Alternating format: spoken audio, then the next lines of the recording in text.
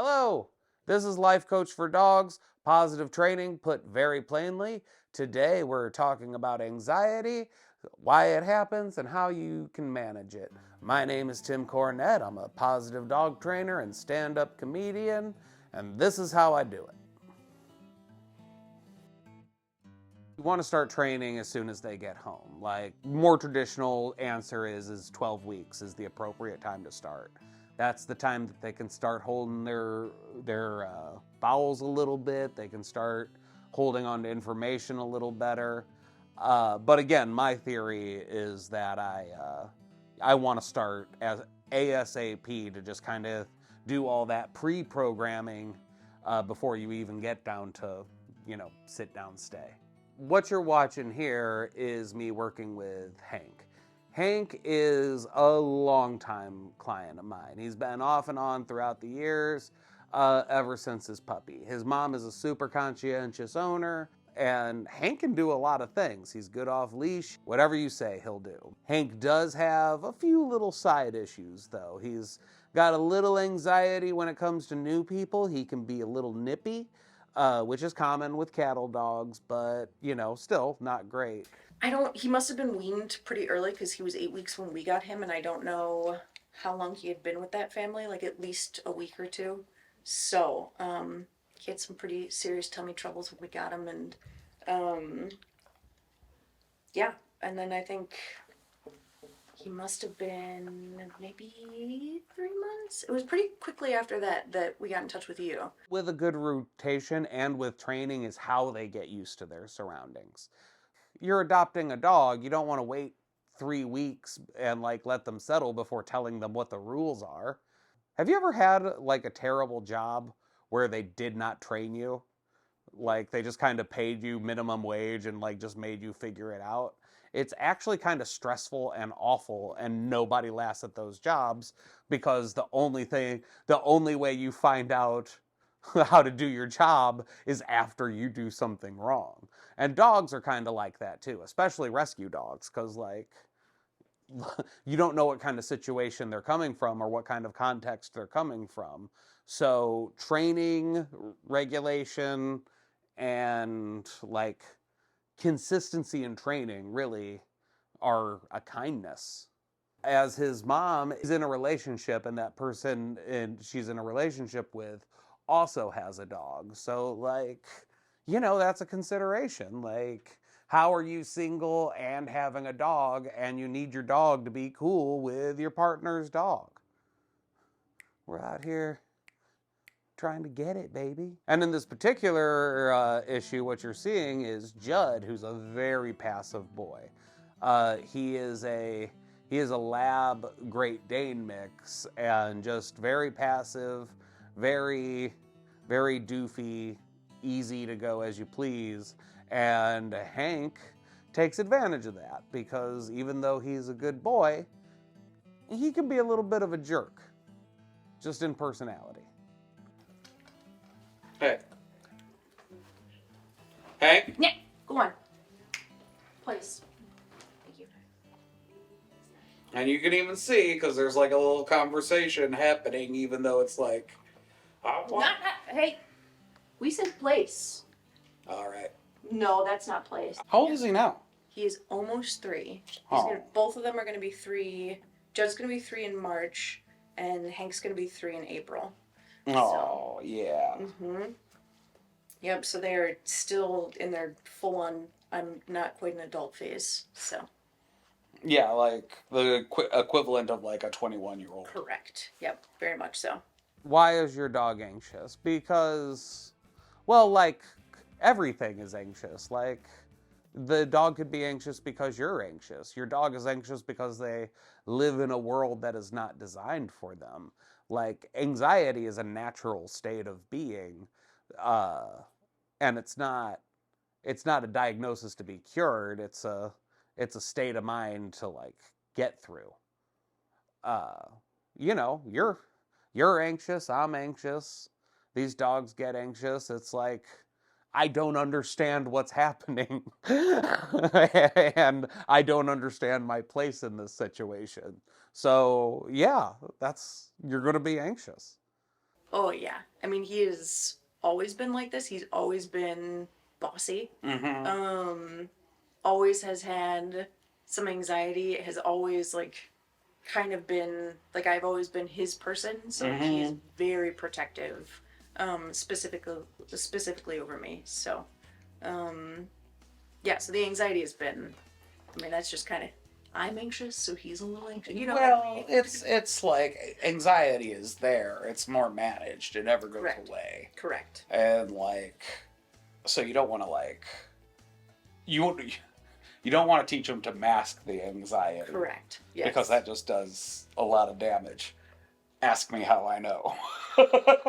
Oh, like the physical cues that a dog is anxious. It can be, it isn't necessarily one thing. It can be a bunch of things. It can be a combination of things.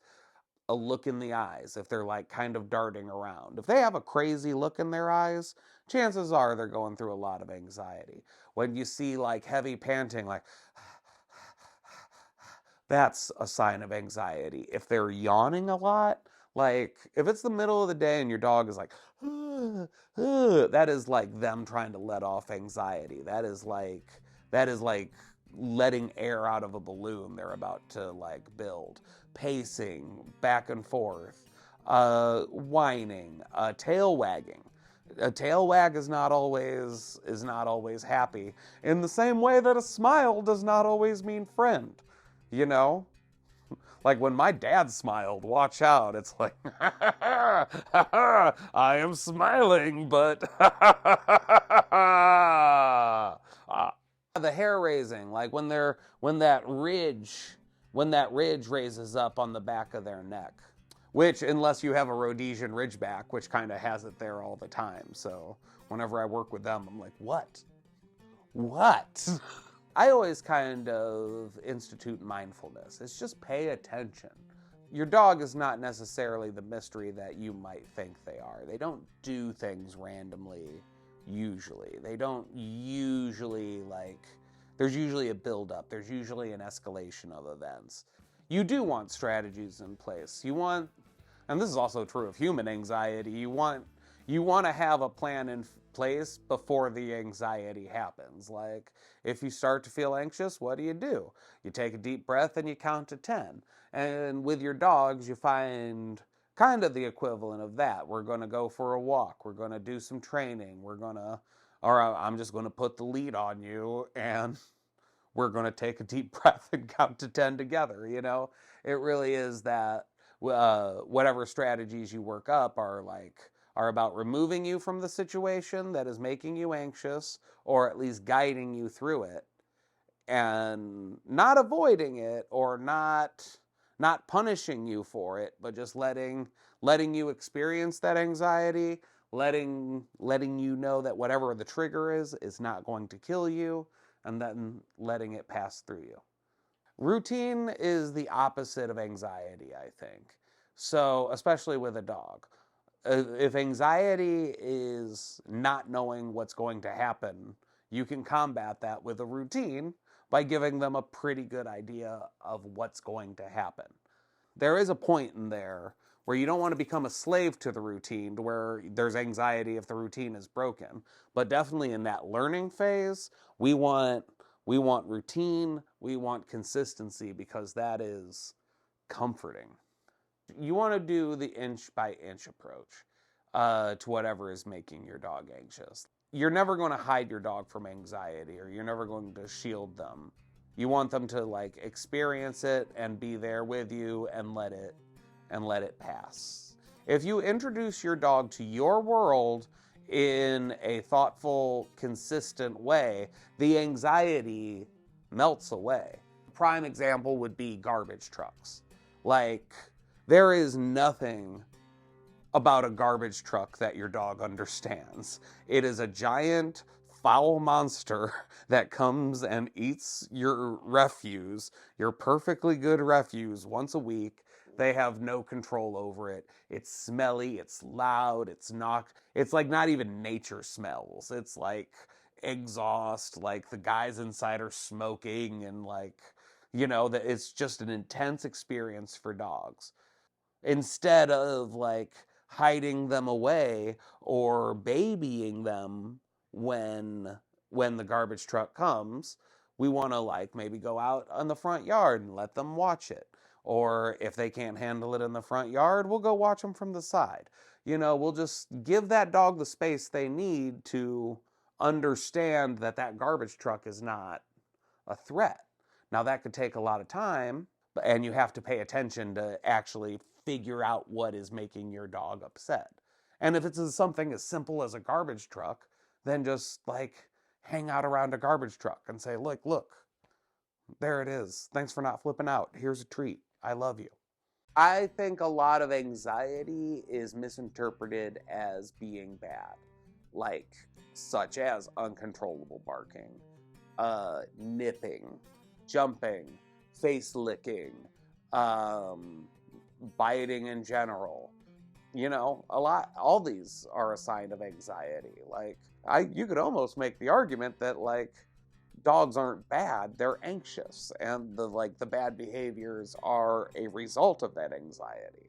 It's not like they're just born rotten and they want to get one over on you. He really is a great dog, though. He can do. He is. He's very sweet. He's not very gentle, but he's very sweet. Yeah. That's how a lot of these farm dogs are. Mm-hmm. Yep. And he is very much, I mean, if we had a farm, that would be the ideal. He would love that.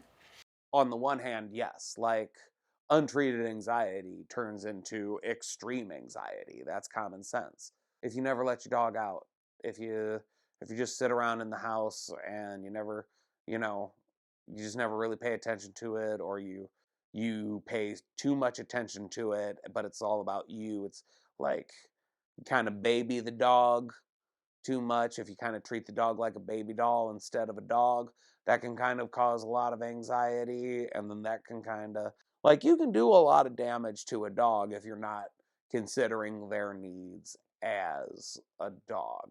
There are dogs that have chemical imbalances in their head, but that is not super common. And I don't believe it is as common as it is diagnosed to be.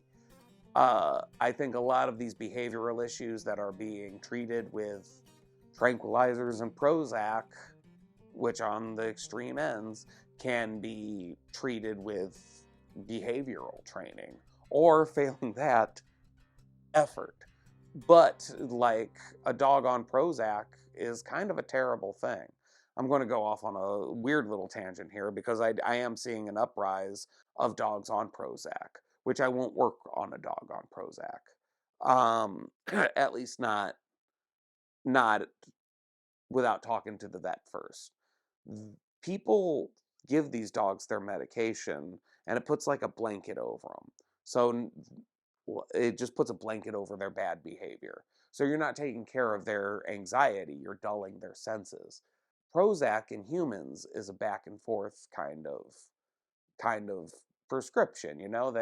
They diagnose you. How are you feeling today?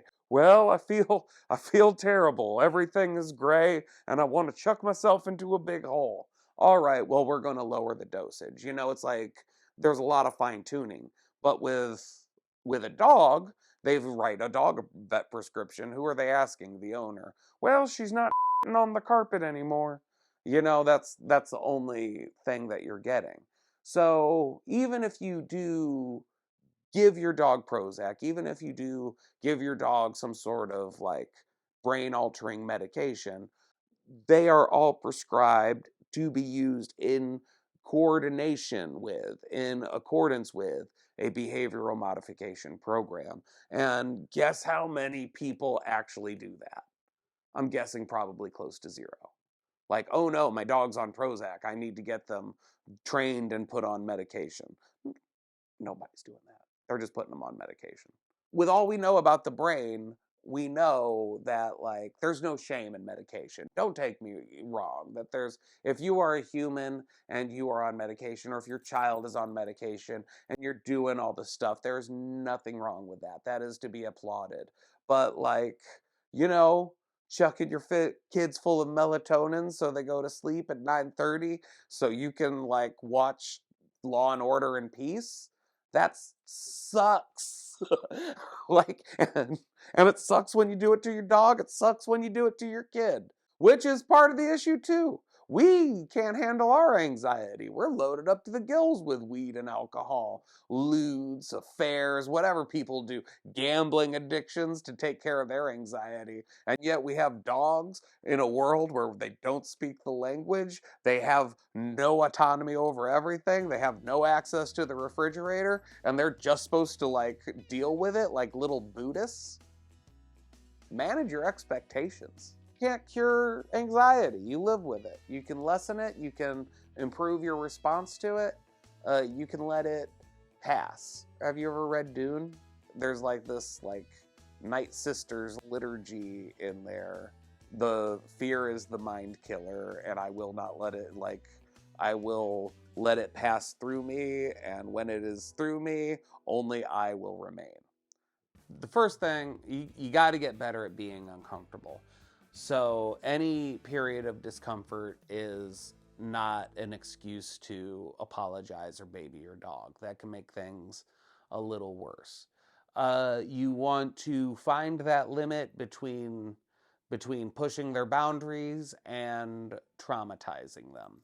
You want to expose them to new things, but get them out of there before it turns bad. If you're going to take your dog someplace, or if you are doing something new with your dog, have a plan of escape. Do the Irish goodbye. Like, we were there, it was 15 minutes and my dog started getting really overstimulated.